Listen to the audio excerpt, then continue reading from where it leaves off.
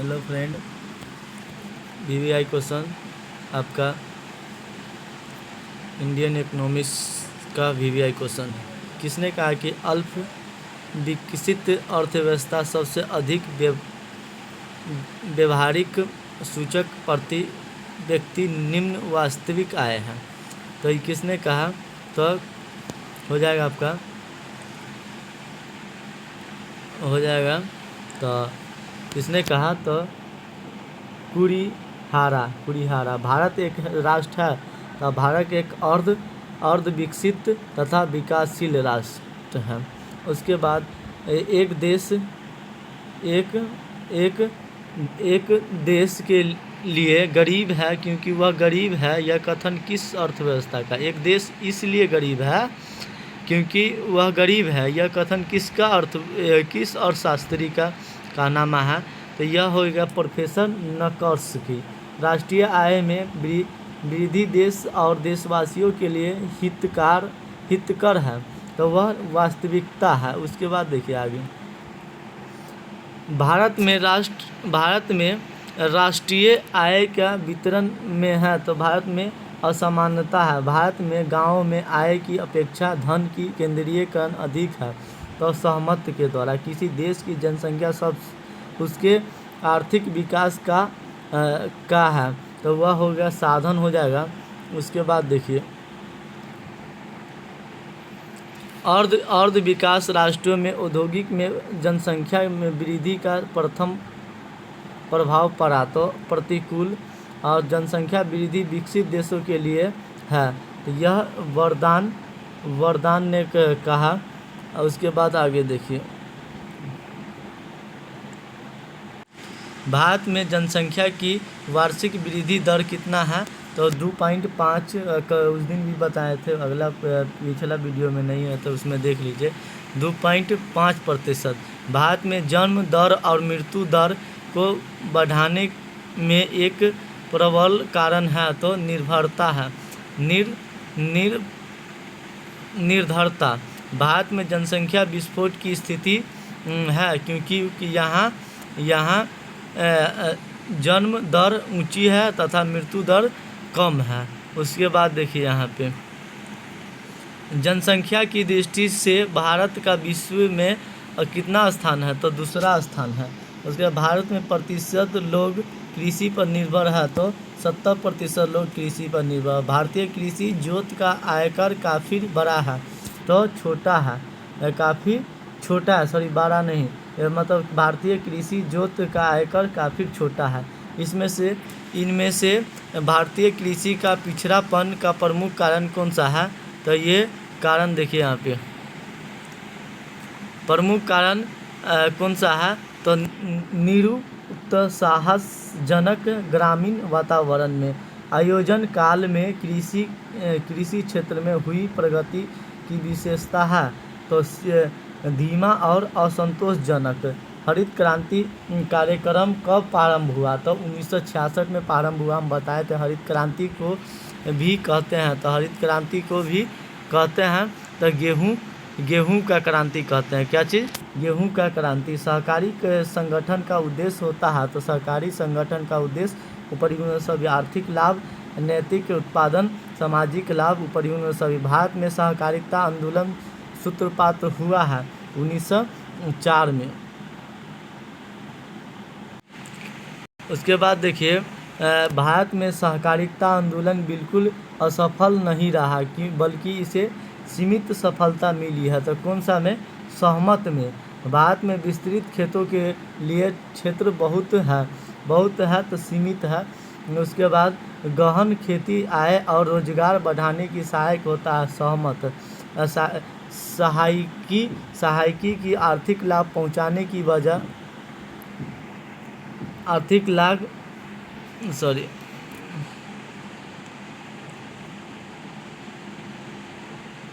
सहायकी की नीति लाभ पहुंचाने की बजाय संसाधन वे नष्ट करती है, तो वो हो जाएगा आपको सहमत के द्वारा। सहायकी नीति विरोध वरदान करती है, तो असहमत के द्वारा। उर्वरक तथा सिंचाई के क्षेत्र में सब्सिडी लाभप्रद है, तो सब्सिडी लाभप्रद हो जाएगा सहमत। उसके बाद सहकारी कृषि की विशेषता है, तो सहकारी कृषि की विशेषता हो जाएगा आपको कृषि तथा कृषि सरकार का स्वामित्व, और उसके बाद सामूहिक कृषि, उसके बाद हो जाएगा इसमें से कोई नहीं। तो थोड़ा इसको फिर से एक बार देख ले।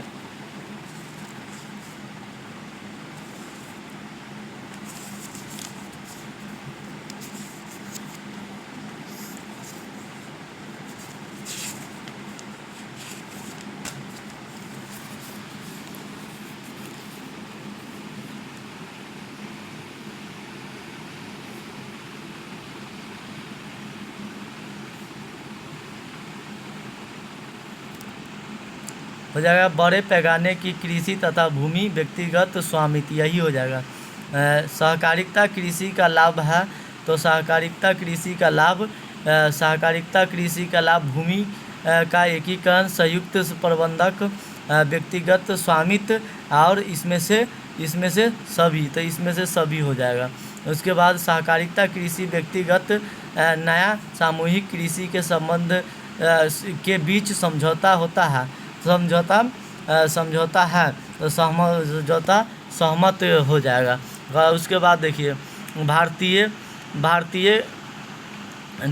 भारतीय दृष्टि से सहकारी आंदोलन अपने सही रूप में तुलना में कहीं कम अमूल्यवादी है। वास्तव में इसका प्रमुख दोष है कि यह वर्तमान स्थिति में कोई परिवर्तन नहीं करता। यह विचार किन अर्थशास्त्रियों का है, तो गुरनार रिमंडल के द्वारा। देखिए भूमि सुधार का उद्देश्य क्या होता है, तो लाभ कर जोतों की स्थापना करना। उसके बाद देखिए उसके बाद होता है किसान को भी शोषण से बचाना, कृषि उत्पादकता में वृद्धि करना, प्रयुक्त में से सभी हो जाएगा। उसके बाद देखिए आगे कड़ा सीमा निर्धारण का प्रमुख उद्देश्य आंतरिक भूमि को भूमिहीन में बांटना, और ये सहमत हो जाएगा। यदि गैर कृषि आय सीमा लगाने का विचार नहीं किया जाता है, तो कृषि आय पर सीमा लगाना न्यायपूर्ण ही नहीं होगा, अपितु समाज में भारी असंतुलन पैदा कर देगा। यह किसने कहा, तो प्रोफेसर गैंडलिप ने कहा। उसके बाद देखिए उसका विभाजन विखंडन को दूर करने का उपाय चकबंदी है, तो सहमत है। और उप विभाजन एवं विखंडन लाभ से अधिक हानियाँ होती है, तो सहमत। कड़ा बिचौलियों के कारण उन्मूलन देश में भूमि सुधार का पहला महत्वपूर्ण कदम है, तो सहमत है। और उसके बाद कृषि साख का सबसे सशक्त साधन है महाजन। उसके बाद बैंकों का राष्ट्रीयकरण कब हुआ, तो 1969 में। क्षेत्रीय ग्रामीण बैंकों की स्थापना कब हुई, तो 1975 में। नाबार्ड की स्थापना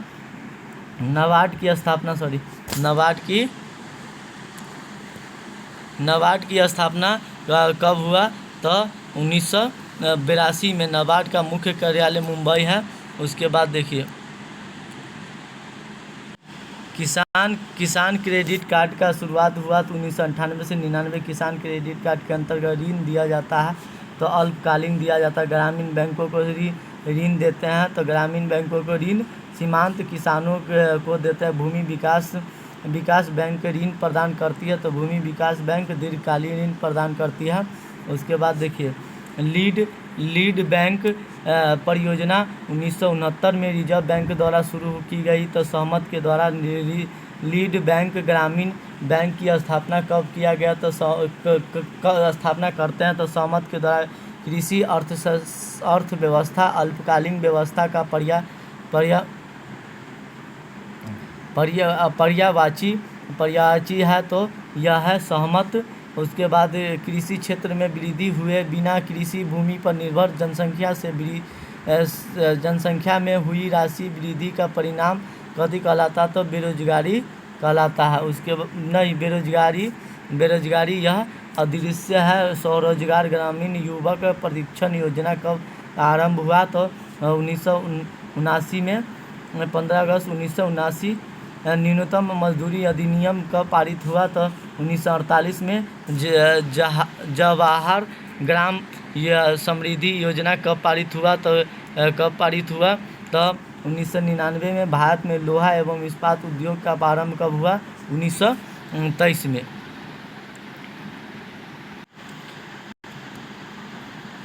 वर्तमान में भारत में लोहा इस्पात के उद्योग के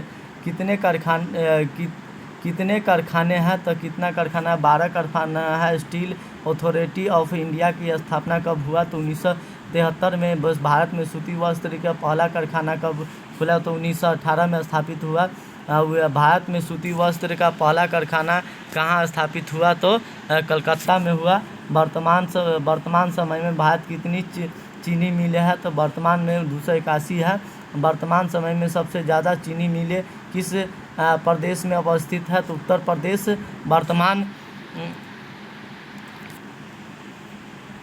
वर्तमान समय में भारत में सीमेंट में कितने कारखाना है तो 80 कारखाना है। औद्योगिकरण वित्त नियम की स्थापना कब की गई तो कब किया गया तो 1978 में किया। वर्तमान में भारत में कितने राज्य वित्त निगम है तो 18 है। भारतीय औद्योगिक विकास बैंक की स्थापना कब 1970 में हुआ। भारतीय औद्योगिक विकास बैंक कहाँ है?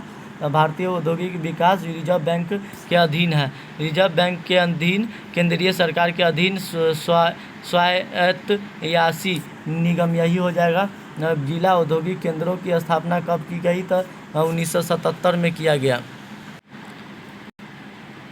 वर्तमान में देश में कितना जिला औद्योगिक केंद्र है तो 425 जिला औद्योगिक केंद्र। 1948 की औद्योगिक नीति का प्रमुख विशेषता थी तो नियंत्रित मिश्रित अर्थव्यवस्था की स्थापना करना। 1956 में औद्योगिक नीति का प्रमुख विशेषता थी तो हो जाता है औद्योगिक नीति और योजना के समन्वय स्थापित करना। उसके बाद 1977 की औद्योगिक नीति का लक्षण है तो 1977 की औद्योगिक नीति का लक्षण और परिगणना सभी उपभोक्ता वस्तुओं का उत्पादन में वृद्धि, आर्थिक शक्ति के विकेंद्रीकरण पर रोक, रोजगार प्रदान, उद्योगों का विकास और परिगणना सभी। 1980 में औद्योगिकरण की नीति का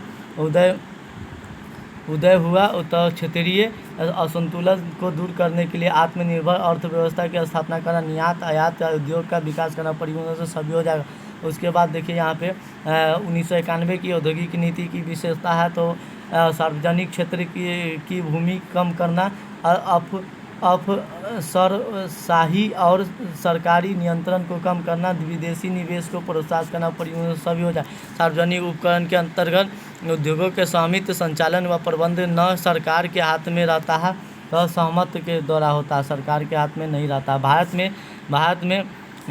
में प्रति इकाई उत्पादन लागत विकसित देशों का उत्पादन लागत के समान है तो यह असहमत है। उसके बाद देखिए भारत में विदेशी पूंजी मुख्यतः ऋण के रूप में है तो यह एक सहमत है। विदेशी सहायता सर्वथा श्रेष्ठ कर है तो यह हो जाएगा आपका असहमत हो जाएगा। उसके बाद विश्व व्यापार संगठन की स्थापना कब की गई तो 1905 ईस्वी में किया गया। WTO की वर्तमान में 135 सदस्य है तो सही हो जाएगा। कभी कभी पूछता है WTO का फुल फॉर्म तो वर्ल्ड ट्रेड ऑर्गेनाइजेशन होता है। वर्ल्ड ट्रेड ही पूछेगा तो आप बता दीजिए। वर्ल्ड ट्रेड ऑर्गेनाइजेशन होता है WTO के फुल फॉर्म। भारत में अति निर्धन वर्ग में प्रभावशाली रूप में कमी आई है तो सही है। भारत में रेल का प्रारंभ कब हुआ तो भारत में 1853 में रेलों का सहकारीकरण कब प्रारंभ हुआ तो 1925 में हुआ। कह रहा है सड़क परिवहन रेल परिवहन की अपेक्षा श्रेष्ठ है तो ये सही है। रेलों को कुल मूल्य लाभों के अधीन कार्य करना पड़ता है तो ये भी सही है। सड़क परिवहन में कोई प्रतिबंध नहीं लगाना चाहिए तो ये असहमत से मतलब मुद्रा आपूर्ति को निर्धारित करने वाला कारक है तो ये हो जाएगा ये हो जाएगा परिगण सभी। घाटे की वित्त व्यवस्था, बैंक ऋण, विदेशी विनिमय की आरक्षित विधि परिगणों से सभी हो जाएगा। करा भारत में सभी प्रकार के वनों का कुल क्षेत्रफल लगभग कितना हेक्टेयर पर है? तो 553 हेक्टेयर पर। खाद्य संरक्षण के से तात्पर्य है तो सभी व्यक्तियों के लिए सभी समय पर्याप्त भोजन के उपलब्ध कराना। खाद्य सुरक्षा प्रणाली का प्रमुख अंग है क्या है? खाद्य सुरक्षा प्रमुख प्रणाली का परिगण सभी, मतलब देशी उत्पादन को बढ़ावा देना, खाद्य पदार्थों का संग्रहालय बफर स्टॉक कायम करना परिगण में से सभी हो जाएगा। आय कर प्रत्यक्ष कर है, ये सही है, सॉरी ये गलत है, अप्रत्यक्ष कर है आय कर। बिक्री पर अप्रत्यक्ष कर है, तो ये बिक्री पर ये भी गलत है क्योंकि बिक्री पर प्रत्यक्ष होता है। उत्पादन पर प्रत्यक्ष कर है, तो ये सही है। राज्य सरकार की आय के स्रोत है, तो परिवहन, वन, सिंचाई। उसके बाद देखिए गैट व्यवहारिक संधि है, तो बहुपक्षीय। गैट का समझौता कब हुआ था? गैट का समझौता 1948 में हुआ था। गैट कितने देशों में के मध्य समझौता हुआ था? तो 23 मध्यों का। ट्रिप्ट समझौता से पक्षातपूर्ण है, तो ट्रीट पर समझौता पक्षातपूर्ण है, सही हो जाएगा। ट्रीट समझौता होता तो ट्रीट समझौता हो जाएगा। तो पेमेंट प्रणाली विस्तार से। ग्रामीण बेरोजगार का स्वरूप है तो प्रच्छन्न और मौसमी बेरोजगारी। भारत में बेरोजगारी का सबसे सशक्त कारण है तब अल्प विकसित जनसंख्या में भारी वृद्धि, दोषपूर्ण ये आयोजन, इसमें से कोई नहीं। तो हो जाएगा जनसंख्या में भारी वृद्धि। सरकार के वर्तमान रोजगार नीति पर्याप्त व्यापक है, तो हो जाएगा सहमत से। उसके बाद सेट नंबर दूसरा है, तो उसके बाद दूसरा देखिए राष्ट्रीय ग्रामीण रोजगार कार्यक्रम कब लागू किया गया? तो 1980 में किया। ग्रामीण राष्ट्रीय ग्राम रोजगार कार्यक्रम का उद्देश्य होता है तो मौसमी तथा अल्प बेरोजगारी के समस्या रोजगार उपलब्ध कराना। समन्वय ग्राम विकास कार्यक्रम कब लागू किया गया? तो समन्वय 2 अक्टूबर 1980 में। निर्धनता की धारणा तत्व है, तो उपरियुक्त सभी बेरोजगारी तथा गरीबी, निम्न उत्पादनकर्ता, निम्न मजदूरी, उपरियुक्त सभी होगा। वृत्त सार्वजनिक नीति का सेवक है, तो गलत है, सही है। घाटे का वित्त व्यवस्था का प्रयोग एक सीमित तक ही लाभदायक होता है। सहमत द्वारा। मिश्रित अर्थव्यवस्था सम्मिलित है। मिश्रित अर्थव्यवस्था सम्मिश्रण है, तो हो जाएगा परिगण सभी। निजी एवं सार्वजनिक अर्थव्यवस्था, पूंजीवादी एवं समाजवादी अर्थ परिगण सभी, तो परिगण से सभी हो जाएगा। हो जाएगा। नीली क्रांति किसे कहते हैं? तो नीली क्रांति मत्स्य पालन को कहा जाता है। और उसके बाद भारतीय कृषि का मुख्य समस्या है, तो परिगण से सभी हो जाएगा। लघु एवं बिखरे कृषि, जोत कृषि पर जनसंख्या का बोझ, पुराने तकनीकी, उसमें से सभी हो जाएगा। उसके बाद आगे देखिए आर्थिक सुधार का प्रारंभ कब हुआ? तो आर्थिक सुधार का प्रारंभ 2000 में हुआ। गरीब रेखा एक अल्पकालिक रेखा है, तो सही है। भारतीय पंचवर्षीय योजना के उद्देश्य है तो विकास है। भारतीय कृषि की प्राकृतिक समस्या है, तो भारतीय कृषि की प्राकृतिक समस्या हो जाएगा भूमि क्षरण। लघु उद्योग होते हैं, तो लघु उद्योग श्रम प्रधान होते हैं। स्वतंत्रता प्राप्ति के बाद भारत किन वस्तुओं का निर्यात करता है? तो वस्त्र का। राष्ट्रीय आय का अर्थ होता है, इसमें से सभी एक देश का संपूर्ण उत्पादित वस्तु एवं सेवा को लाभ भर के अंदर हो। देश के कमाया गया धन जो प्रवासी भारतीय से कामना गया हो, परिगण से, मतलब इसमें से दोनों हो जाएगा। करा भूमि क्रांति किसे कहते हैं? तो भूमि क्रांति मत्स्य उत्पादन को कहा जाता है। किसने कहा कि अर्थशास्त्र चयन का विज्ञान है? तो रॉबिन्स ने कहा। हम लोगों की न्यूनतम आवश्यकता होती है, तो भोजन, वस्त्र, आवास, परिवहन से सभी हो जाएगा। पशुपालन का अंग होता है तो पशुपालन का मवेशी दूध उत्पादन, मुर्गी पालन, परिवहन से विकास का बेहतर सूचक है तो मवेशी है। राष्ट्रीय आय है और वास्तविक प्रति आय है, ये नहीं, इस तीनों नहीं होगा, ये होगा राष्ट्रीय उत्पादन। ऊर्जा का स्रोत होता है तो ऊर्जा का स्रोत परंपरागत भी होता है, गैर परंपरागत, मतलब इसमें से दोनों हो जाएगा। भारत में बेरोजगारी का कारण जनसंख्या में तीव्र गति, ये यंत्रीकरण, जनसंख्या नियंत्रण, तो विनियोग का निम्न स्तर, तो ये हो जाएगा सही। जनसंख्या में तीव्र गति, बैंकिंग सुविधा सामूहिक रूप से कहलाती है तो आधारिक संरचना कहलाता है। उसके बाद देखिए भारत में कृषि विपणन के तरीके हैं तो परिवहन सभी होता है। साहूकारी को बेचना, साप्ताहिक मंडियों में बेचना, और उसके बाद सरकारी विपणन, परिवहन सभी। अर्थशास्त्र का पिता किसे कहा जाता है? एडम स्मिथ को। और उसके बाद नई आर्थिक नीति किसे सम्मिलित किया गया है? तो सभी को, निजीकरण, उदारीकरण और वैश्वीकरण। नई आर्थिक नीति कब शुरुआत हुआ? तो 1991 में शुरुआत हुआ।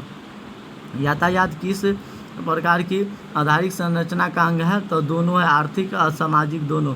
सब भारत में परंपरागत ऊर्जा का स्रोत है तो परंपरा का कोयला है।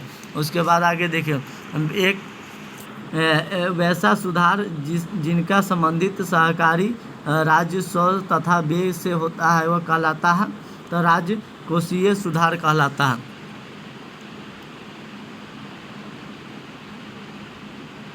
देखिए इसमें दिखाई नहीं देता है इसलिए मैं बताता हूँ, हमको याद है कुछ बताता हूँ जो हमको इसमें ये सुनने से भी याद हो जाएगा। कह रहा है जैविक खेतों का संबंध है किससे है? तो कोई नहीं है, न पुरानी खेती से है, न वैज्ञानिक खेती से है, न हरित क्रांति से, इसमें से कोई नहीं होगा। जनसंख्या की दृष्टि से भारत का स्थान है, भारत का कईमा स्थान है तो जनसंख्या की दृष्टि से भारत का द्वितीय है, न प्रथम है, न तृतीय है, न चौथा है, इसमें तो द्वितीय है। का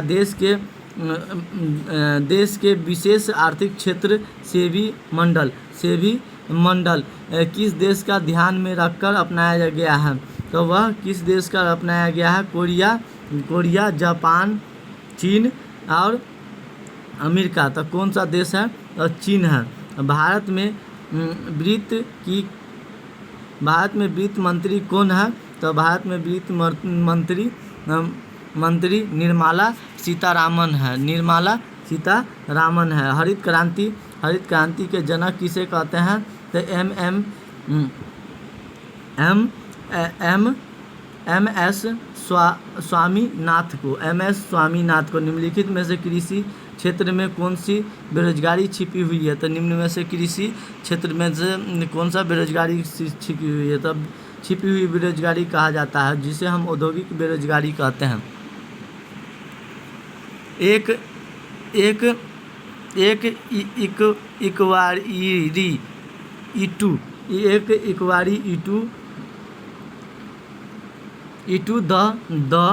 the general and college of wealth of national का पुस्तक का लेखक कौन है? तो हो जाएगा मार्शल हो जाएगा। और उसके बाद सतत विकास की शर्त है तो सतत विकास की शर्त प्रदूषण रहित विकास से है। गरीबी का कारण क्या है? तो ऋण, तो गरीबी के कारण बेरोजगारी है। उसके बाद किस देश की राष्ट्रीय आय से सबसे अधिक होता है? वह देश विकसित देश कहलाता है। वह देश विकसित देश कहलाता है। जिस देश की राष्ट्रीय आय में उद्योगों का योगदान सर्वाधिक है वह देश कौन सा कहलाता है? जिस देश की तो यह हो जाएगा चीन का। मतलब किस देश की राष्ट्रीय आय में औद्योगिक का योगदान सर्वाधिक है? तो चीन का ज़्यादा है। मार्शल के अनुसार अर्थव्यवस्था का मुख्य उद्देश्य क्या है? मार्शल के अनुसार अर्थव्यवस्था का मुख्य उद्देश्य मिथ्या व्यतीत है। कृषि क्रियाएं किस क्षेत्र से संबंधित है? तो कृषि क्रियाएं प्राथमिक से हो गया।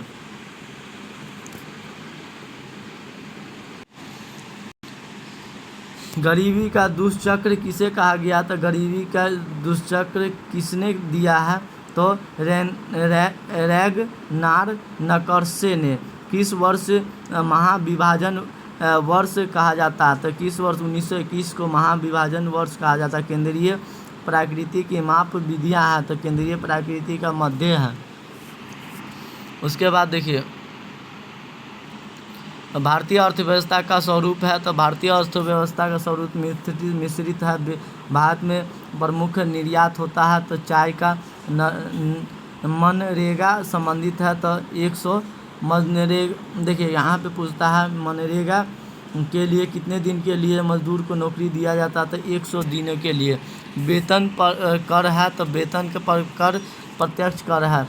चीन में GLF ग्रेट लीप फॉरवर्ड का प्रारंभ कब किया गया? तो 1958 ईस्वी में। सन 2005 में पाकिस्तान की जनसंख्या कितना थी? तो 16.24 करोड़।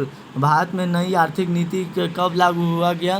भारत में नई आर्थिक नीति 1991 में हुआ। भारत में कुल जनसंख्या के करीब कितने प्रतिशत लोग अपनी आजीविका के लिए कृषि पर निर्भर करता है? तो 70% लोग। ग्रामीण विकास केंद्र स्थापित कब हुआ? तो ग्रामीण विकास केंद्र कब स्थापित हुआ? 1982 ईस्वी में हुआ। 1948 ईस्वी की औद्योगिक नीति औद्योगिक को कितने श्रेणी में बांटा गया? तो कितना श्रेणी में बांटा गया? 4 श्रेणी में। ग्रामीण क्षेत्रों में निर्धारिता रेखा के निर्धारण के लिए न्यूनतम कैलोरी उपयोग कितना प्रतिशत निर्धारित किया गया? तो 2000 कैलोरी। राष्ट्रीय ग्रामीण रोजगार गारंटी अधिनियम नरेगा कब प्रारंभ किया गया? तो सितंबर 2005 में। वर्तमान आर्थिक संकट को कैसे रोक सकते हैं? तो वर्तमान आर्थिक संकट को हम कैसे रोक सकते हैं? तो वर्तमान आर्थिक संकट को हम कैसे रोक सकते हैं? तो वर्तमान आर्थिक संकट को हम कैसे रोक सकते हैं? तो उसके बाद सरकारी निगम नियंत्रण एवं अधिक से अधिक विनियोग पर रोजगार सृजन करना, ये हो जाएगा ख। उसके भारत में सहकारी निर्धारणों की तुलना में ग्रामीण की निर्धारणता संख्या कितना है? तो अधिक है। और उसके बाद वैश्वीकरण का संबंध होता है, तो वैश्वीकरण का संबंध देखिए यहाँ पे वैश्वीकरण का संबंध होता है। तो वैश्वीकरण का संबंध कब होता है? तो वैश्वीकरण का संबंध अर्थव्यवस्था का विनियोग, अर्थव्यवस्था का खुलेपन से भारतीय अर्थव्यवस्था है, तो भारतीय है खुली हुई बेरोजगारी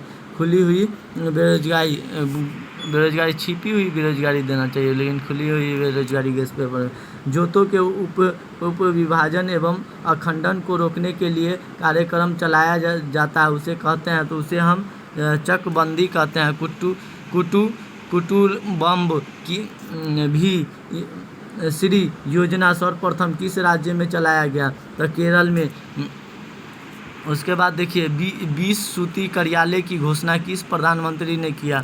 तो ये श्रीमती इंदिरा गांधी। सहकारी क्षेत्रों में निर्धारिता रेखा के निर्धारण के लिए न्यूनतम कैलोरी निश्चित किया जाता है, तो न्यूनतम कैलोरी निश्चित किया जाता है तो 2200 कैलोरी। उसके बाद देखिए राष्ट्रीय ग्रामीण योजना कार्यक्रम का शुरुआत कब हुआ? था राष्ट्रीय ग्रामीण योजना का 2 अक्टूबर 1980 में हुआ। वर्तमान वित्तीय संकट का शुरुआत कहाँ से हुआ? वर्तमान वित्तीय संकट का शुरुआत हुआ अमेरिका से। भारतीय अर्थव्यवस्था किस नीति के आधारित है? तो वह उदारीकरण के नीति से सी हो जाएगा। उसके बाद विश्व व्यापक संगठन स्थापना किया गया, तो 1995 में विश्व व्यापक 1995 में से किया गया। 1956 ईस्वी में औद्योगिक आर्थिक नीति में उद्योग को कितने श्रेणी में बांट दिया गया? तो तीन श्रेणियों में। भूमि सुधार का उद्देश्य होता है? तो भूमि सुधार का उद्देश्य होता है। तो होगा स्वामित्व की प्रथा के दोषी को दूर करना। स्वामित्व के प्रथा को दोषी के दूर करना होता है। और भारत में जीवन निर्वाह का मुख्य साधन है। भारत में जीवन निर्वाह का मुख्य साधन है कृषि। भारत में सर्वप्रथम आयरन एवं स्टील कंपनी की स्थापना कब हुआ? तो 1907 में हुआ। मूल्य निर्देशांक में वृद्धि मूल्य निर्देशांक में वृद्धि मुद्रा की क्रय शक्ति बढ़ती या घटती है? तो बढ़ती या घटती है? तो घटती है।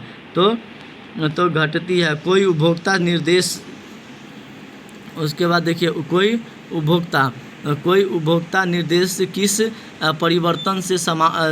परिवर्तन से मापता है?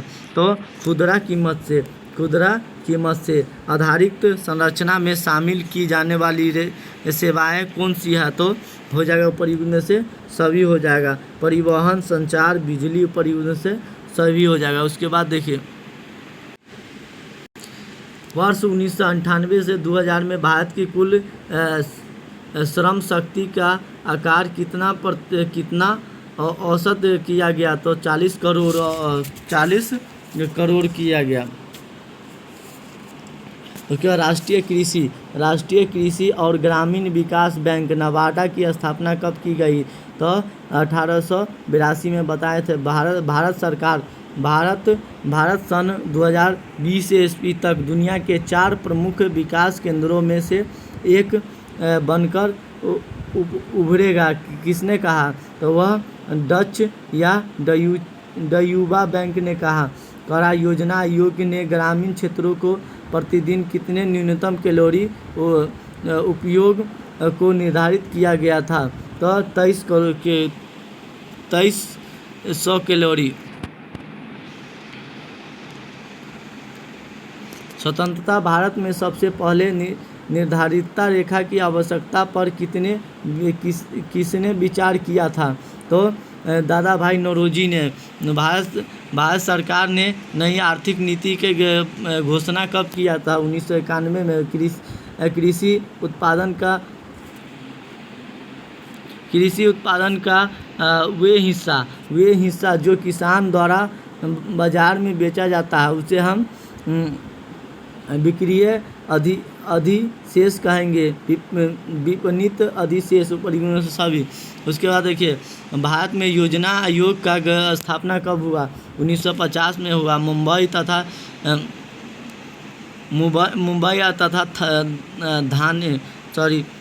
तथा थाने को जोड़ने वाला पहला रेल पुल कौन था?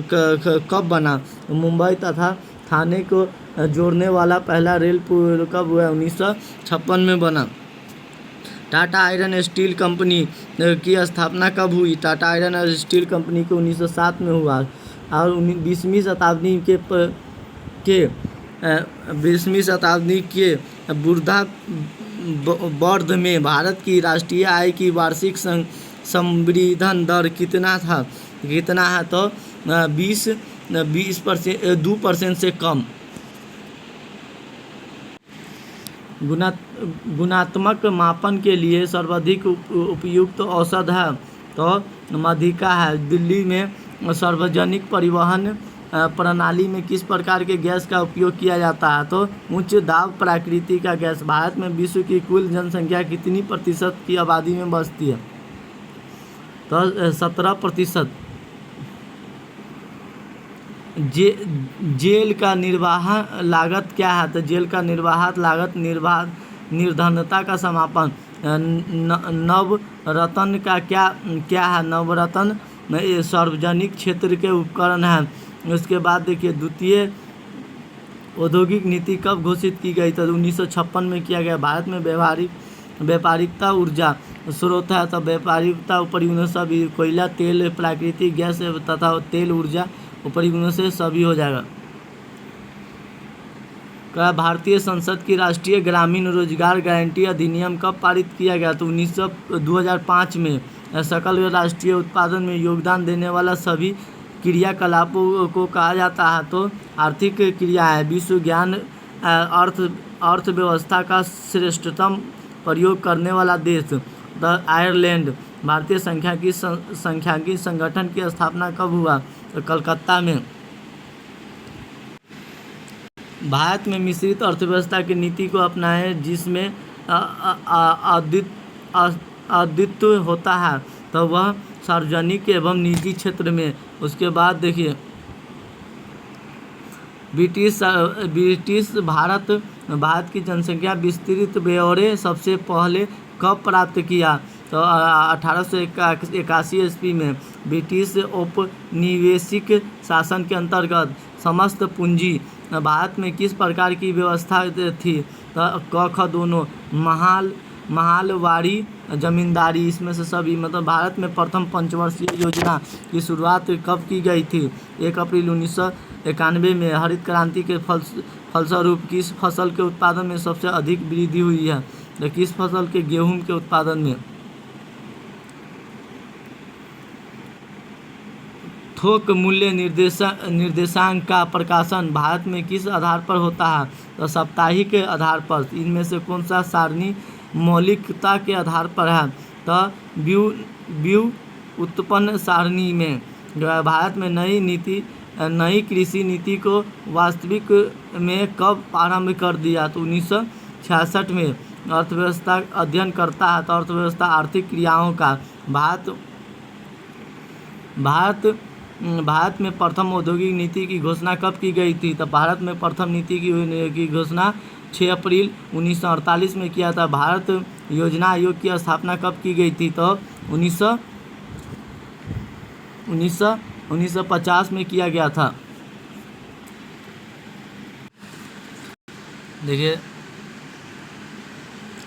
कुछ क्वेश्चन नहीं दिखाई दे रहा है। कहा किस अर्थव्यवस्था के अनुसार अर्थशास्त्र धन का विज्ञान है? तो वह आदम स्मिथ के द्वारा आदम स्मिथ हो जाएगा।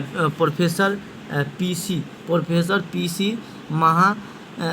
महानोबिस कौन थे? तो प्रोफेसर पीसी महानोबिस कौन थे? तो अर्थशास्त्री थे। किसने कहा अर्थशास्त्री का चयन का विज्ञान है?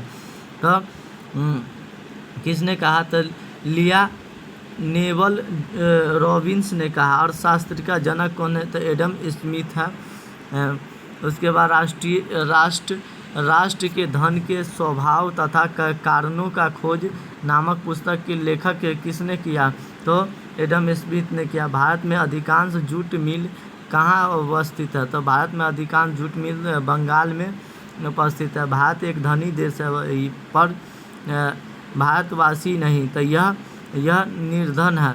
भारत कैसा देश है? तो भारत कैसा देश है? तो भारत विकासशील देश है। विकासशील। भारत के किन वितरणों में घोर असमानता पाई गई है? तो धन या आय। उसके बाद कौन सी योजना 7% वार्षिक विकास की दर से आधार पर तैयार हो गई है?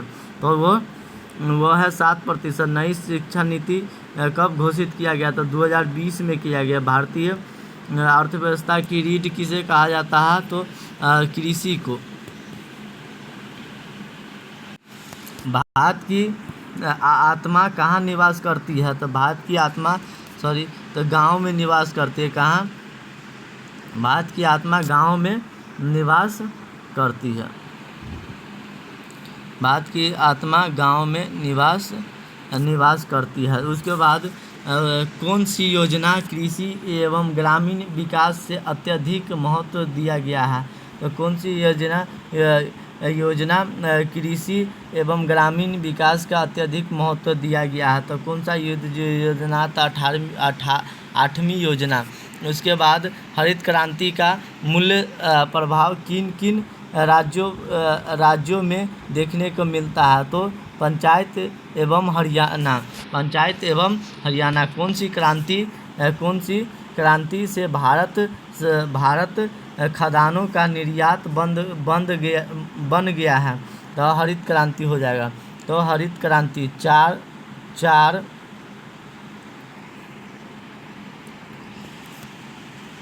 ज्वार बाजरा तथा दलहन अत्यधिक प्रभावित हुए हैं। तो हरित क्रांति से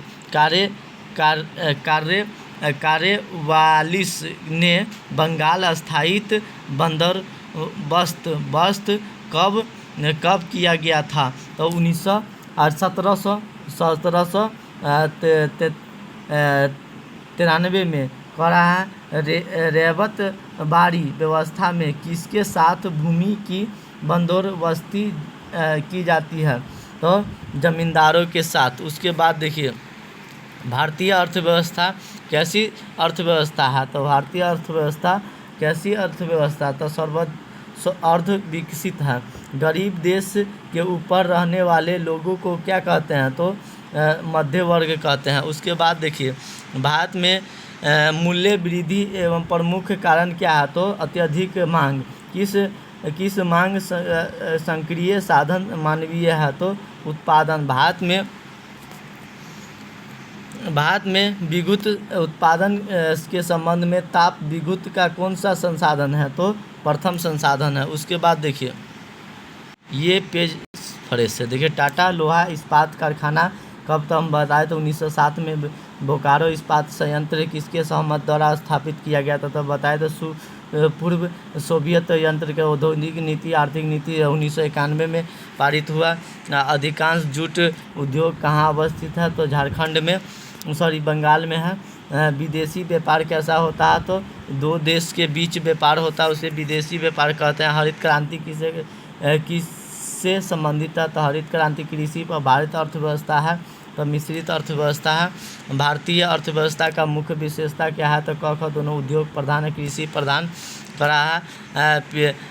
पिछड़ी अर्थव्यवस्था का जीवन स्तर कैसा है? तो निम्न स्तर है। स्वतंत्रता समय भारतीय की प्रति व्यक्ति आय के थी तो बहुत निम्न थी। भारत की ग्रामीण जनसंख्या है तो 70% है ग्रामीण जनसंख्या। वर्तमान में राष्ट्रीय आय की योजना कब प्रकाशित हुआ? तो 1917 में हुआ।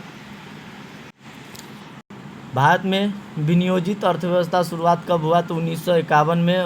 विश्व में भारत का चालन उत्पादन में कौन सा स्थान है? तो द्वितीय स्थान है। भारत संचित क्षेत्र का प्रकाशन कितना है? तो 35 है। उसके बाद देखिए राष्ट्रीय कृषि नीति का मुख्य उद्देश्य क्या है? तो लाभकारी के मूल्य है। इच्छिक चक्रबंदी का प्रारंभ कब हुआ? तो 1920 में।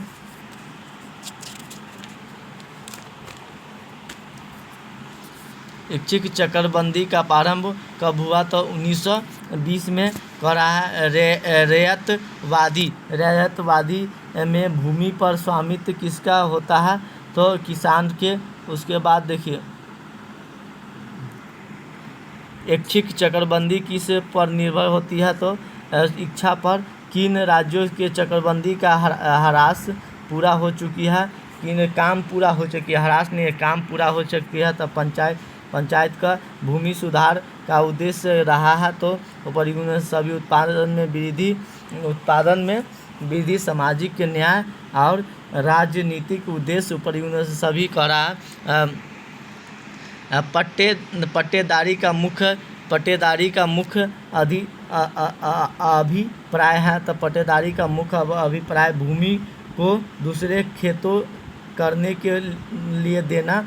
उसके बाद हरित क्रांति का तत्व नहीं है। तो हरित क्रांति का तत्व किसान का अशिक्षा नहीं है।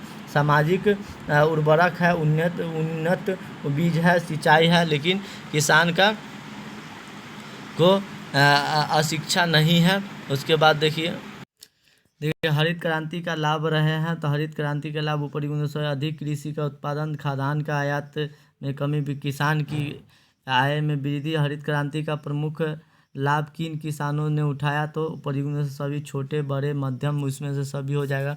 हरित क्रांति से प्रति हेक्टेयर उत्पादकता कैसी रही है? तो अत्यधिक वृद्धि। भूमि विकास बैंक सामान्य किस कार्य के लिए कृषक को ऋण देती है? तो ऊपरी गुणों से सभी, पेट खरीदने के लिए, बीज खरीदने के, उर्वरक खरीदने के, उपयुक्त सभी। स्टेट बैंक ऑफ और उसकी सहायक बैंकों ने कितने प्रतिशत शाखाएं ग्रामीण क्षेत्र में दी है? तो 30%। राज्य सरकारी बैंक का स्थापना कहाँ होती है? राज्य के मुख्यालय में। कर आज भी साहूकार क्यों महत्वपूर्ण है? तो क्योंकि वह बिना जमानत ऋण देता है और तत्काल ऋण देता है। उपयुक्तों से सभी। मध्यकालीन ऋण की समयावधि कितनी होती है? तो मध्यकालीन 3 वर्ष। देखिए 3 वर्ष होता है। बिहार में ग्रामीण साख की कौन सा साधन नहीं है? तो साहूकार साहूकार साहूकार रिजर्व बैंक, मतलब बिहार में साधन नहीं है। रिजर्व बैंक ऑफ इंडिया कह रहा है।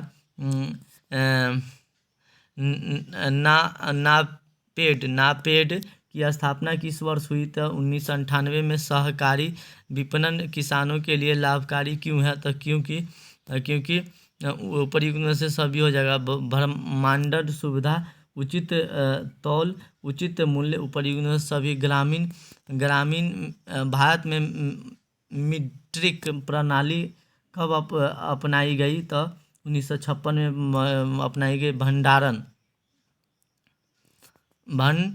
भंडारण की सुविधा से आप क्या अर्थ है इसका? तो मतलब कृषि उपज सुरक्षित रखना, मूल्य में स्थापित लाना, ऊपरी दोनों। आंदोलन अन्न योजना के अंतर्गत एक परिवार को कितने किलो अनाज सस्ती दर पर मिलता है? तो 35 किलो अनाज सस्ती दर पे करा। अन्नपूर्ण योजना में कितने किलो अनाज प्रत्येक के सहायता को प्रति माह मिलता है? तो कम से कम 5 किलोग्राम। नियमित मंडी का अर्थ होता है नियमित मंडी का अर्थ होता है नियमित मंडी का अर्थ होता है नियमित मंडी का अर्थ होता है स्वायत्त शासन नियंत्रण। भारतीय खाद्य निगम की स्थापना कब की गई? 1965 में किया गया। उसके बाद कृषि मूल्य आयोग का गठन कब किया गया? तो 1965 में। इसमें भी 1965, इसमें भी 1965। कृषि के उच्च वचन से क्या अर्थ होता है? तो क्या होता है? तो मूल्य में स्थिरता होता है। कृषि लागत एवं मूल्य आयोग का कार्य है। तो उपयुक्त में से दोनों हो जाएगा। कृषि मूल्य नीति का सलाह देना, आगामी फसल के लिए क्रय मूल्य का सिफारिशता, उपयुक्त में से सभी। उसके बाद ये देखिए, क्या सरकार की मूल्य नीति सफल रही है? तो असफल रही है, आर्थिक रूप से सफल रही है। उसके बाद भारत में सामुदायिक विकास योजना प्रारंभ हुआ था। तो भारत में सामुदायिक 1952 में हुआ था। उसके बाद देखिए, प्रधानमंत्री ग्राम सड़क योजना कब लागू किया गया? तो 2000 में किया गया था, 2000 में। उसके बाद भारत में पंचायती राज व्यवस्था नवीनतम संविधान संशोधित कब हुआ? तो 1993 में। सामुदायिक विकास का अर्थ होता है समुदाय विकास का अर्थ होता है ग्रामीण सर्वांगीण विकास से। उसके बाद भारत में नरेगा, मतलब राष्ट्रीय ग्रामीण रोजगार योजना का शुभारंभ हुआ तो कब हुआ? 1905 में। 2005 में। पंचायती राज व्यवस्था बिहार में कितने स्तरीय? तो त्रिस्तरीय। नरेगा योजना में महिलाओं के कम से कम काम दिया जाता है, तो 1/3। उसके बाद देखिए, इंदिरा आवास योजना संबंधित है। इंदिरा आवास योजना संबंधित है ग्रामीण आवास से। पंचायती राज संस्थाओं में निम्न में से कौन सा संबंधित नहीं है? तो नगर पंचायत से संबंधित नहीं है, लेकिन इससे संबंधित है।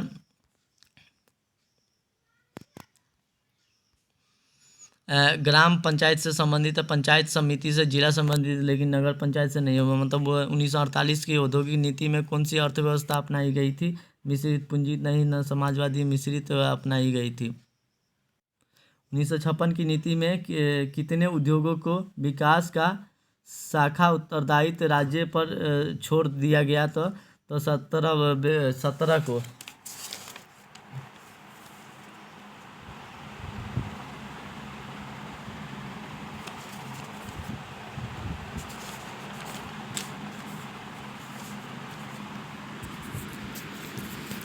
उन्नीस सौ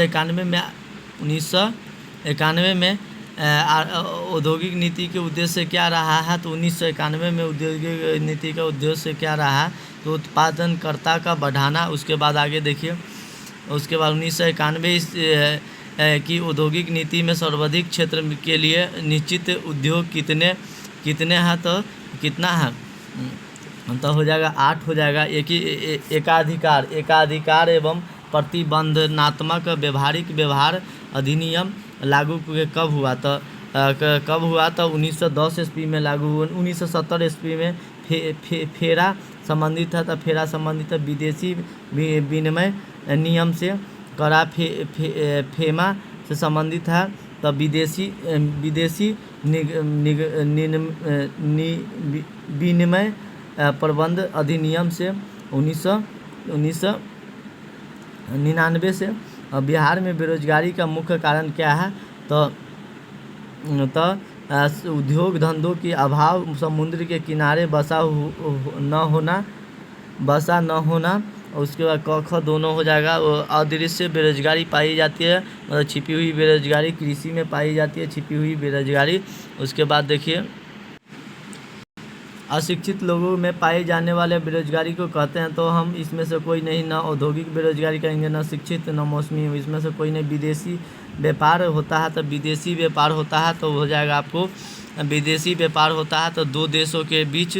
उसके बाद विदेशी व्यापार का मुख्य उद्देश्य क्या होता है, तो विदेशी व्यापार का मुख्य उद्योग होता है देशी उद्योग को बढ़ावा देना। विदेशी उद्योग प्राप्त करने के लिए, तो देशी व्यापार का मुख्य उद्देश्य होता है विदेशी लोग, मतलब ये देशी उद्योगों को बढ़ावा देना, विदेशी पूंजी प्राप्त करने के लिए, विदेशी पूंजी प्राप्त करने के लिए भी दोनों हो जाएगा। भारत में आयातों में 2018-19 में सबसे अधिक हिस्सा कितना रहा है, तो चीन में रहा है। धन्यवाद। थोड़ा वीडियो की क्वालिटी अच्छा नहीं है, इस क्वालिटी को आप सुनिएगा, बात से कान में लगा करके, लीड लगा करके कहूँ पे सुनिएगा तो आपको याद हो जाएगा। आइए पक्का इसमें से 100 गो हम आपको कितना 500 ऑब्जेक्टिव टाइप क्वेश्चन प्रोवाइड करवाएंगे। इसमें से पक्का 100 गो में से पक्का 100 गो में रहेगा। धन्यवाद।